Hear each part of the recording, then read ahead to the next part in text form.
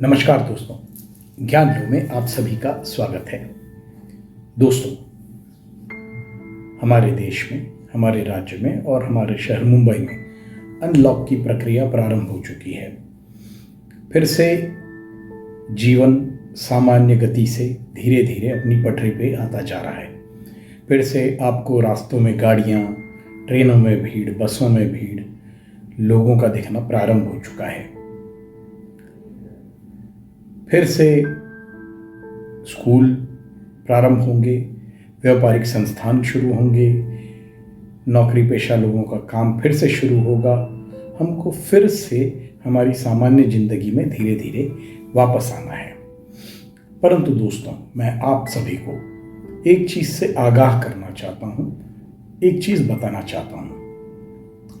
पिछले 1 वर्ष से, 1.5 वर्ष से लगभग हम सभी एक प्रकार से अपने अपने घरों में थे। हमने जो भी कार्य किए अपने घरों से किए। हाँ, बीच में कुछ समय के लिए हमें फिर से मौका मिला था, पर वो मौका भी थोड़े समय के लिए था, तो मैं उसे नहीं मानूंगा।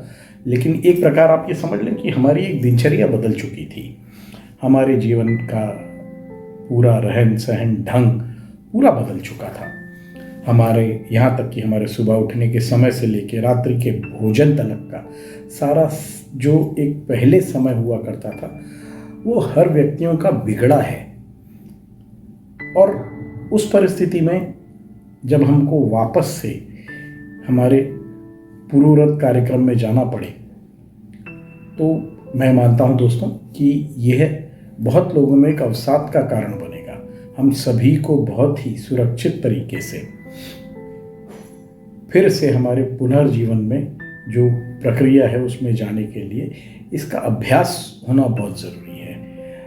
मेरा कहने का मतलब ये है कि जैसे अगर आप 2 दिन बाद, 4 दिन बाद आपको ऑफिस जाना है, अगले हफ्ते आपका ऑफिस का कार्यालय का कार्य शुरू करना है, तो आप उसके 2-3 दिन पहले एक अभ्यास करें, प्रक्रिया करें, जिसमें आप जिस समय ऑफिस जाते थे, सब जैसे कि मान लीजिए कि आप 7 बजे की ट्रेन पकड़ा करते थे विरार से, तो आपको 7 बजे उधर जाना है। वो ट्रेन देखनी है वो वक्त पे आती है कि नहीं आती है। उस ट्रेन में आपको ट्रैवल करना है, यात्रा करनी है, भीड़ से फिर से अपने आप को परिचित करना है। फिर से उतर के चर्च गेट उतरे, बांद्रा उतरे या अंधेरी उतरे और अपने दफ्तर की ओर, अपने कार्यालय की ओर जाना है।